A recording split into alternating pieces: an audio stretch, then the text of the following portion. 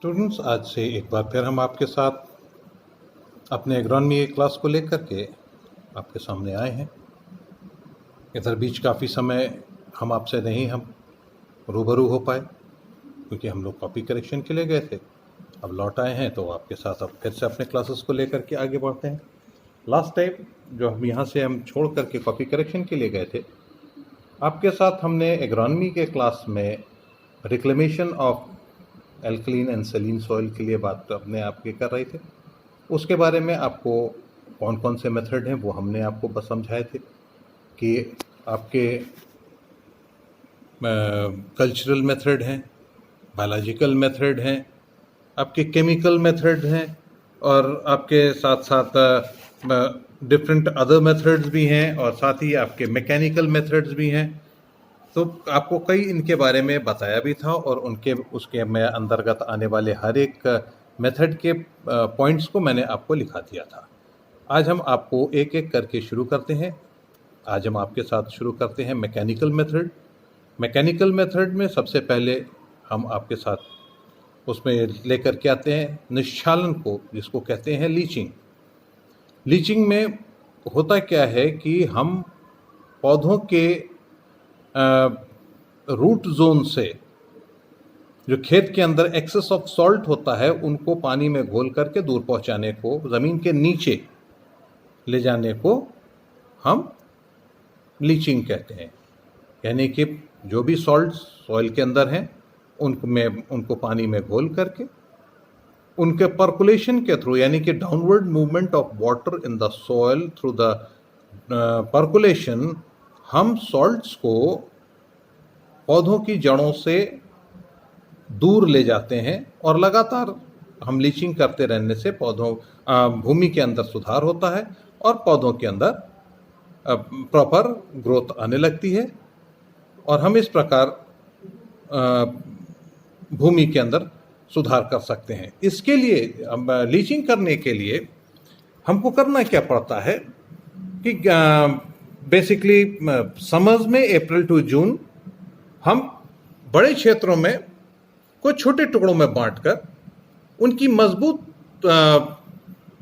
Basins बना लेते हैं। मेड़बंदी कर ली जाती है उसके चारों तरफ और मेड़बंदी का कार्य पूरा हो जाने के बाद खेत में 15 से 20 सेंटीमीटर गहरा पानी हम भर देते हैं और जब भरने के बाद हम उस पूरे खेत को जोत करके समतल कर लेते हैं और उसके बाद में पानी को पहले हम जोत कर समतल कर दिया, उसके बाद 15 से 20 सेंटीमीटर गहरा हमने उसके अंदर पानी भर दिया और जो उसमें घुलनशील लवण होते हैं वो उस पानी के अंदर घुल जाते हैं और निचली तहों में चले जाते हैं और इस क्रिया को कई वर्ष तक करना चाहिए, जिसके करने के द्वारा हम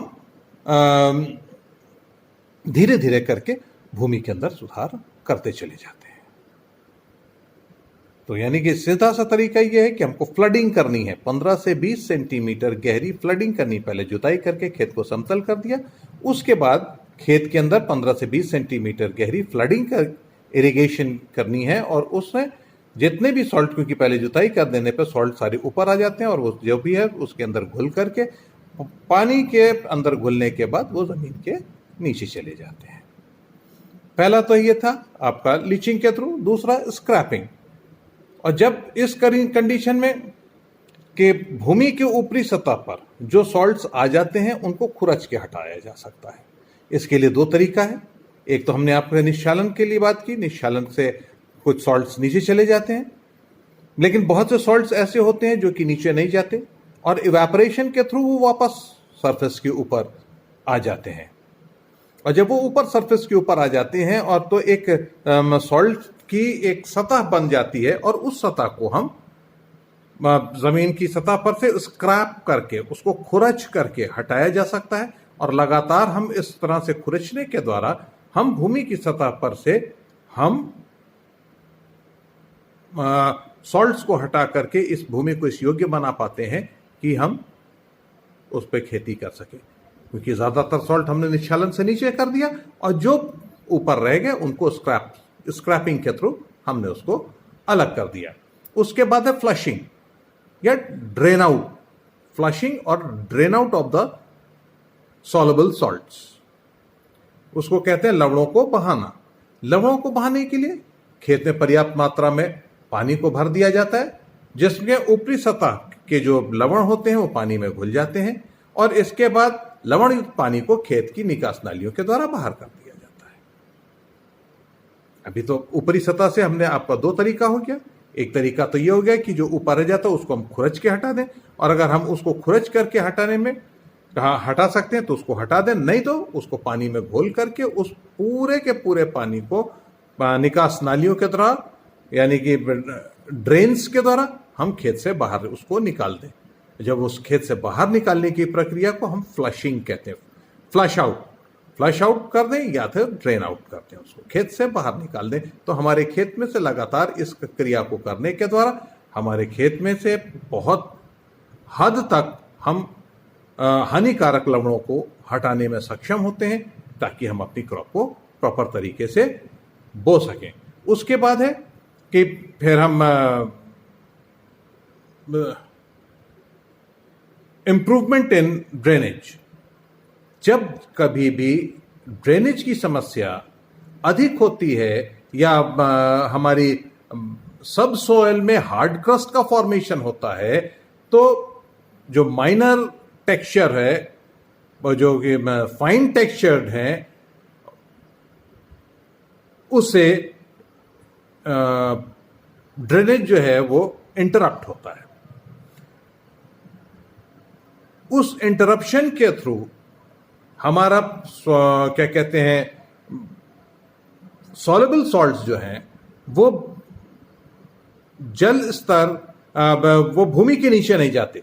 और जब दूसरी चीज ये है कि जब हमारा ऊपर का हार्ड क्रस्ट है तो वाटर लेवल जो है वो जल निकास को खराब कर देता है, क्योंकि वो ज्यादा नीचे जाता ही नहीं, पानी एक जगह उस पर आकर के इकट्ठा हो जाता है। इकट्ठा होने के बाद वो हमारे जल से निकास को खराब कर देता है, जिससे लवणों का सॉल्ट्स का कलेक्शन अपर लेयर के ऊपर बढ़ने लगता है।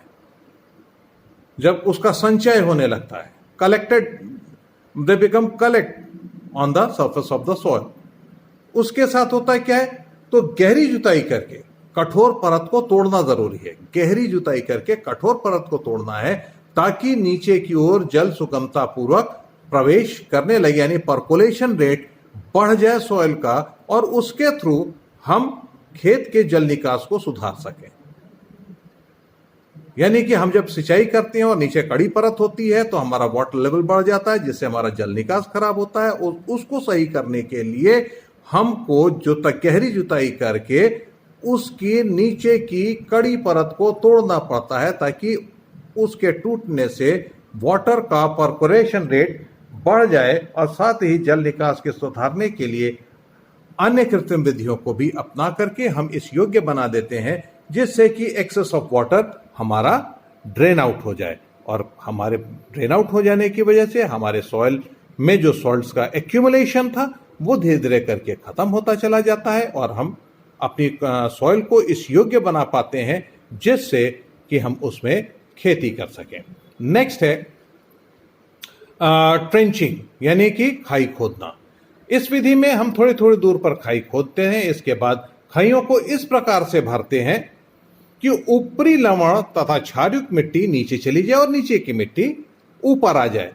नीचे वाली मिट्टी में लवण की मात्रा कम होती है, यानी कि आप ऐसे दूसरे तरीके से इसको समझ लीजिए कि जिस वक्त हम निश्चालन करके एकदम नीचे रूट जोन से भी नीचे ले गए, काफी नीचे ले जाकर के उसको हमने वहां पर उसको खत्म कर दिया सॉल्ट को, और जो ऊपर हमारे सरफेस पे हमने किया कि हमने तीन तरीके से सरफेस सॉइल को खत्म करने, सरफेस सॉइल पर से सॉल्ट को खत्म करने की कोशिश की।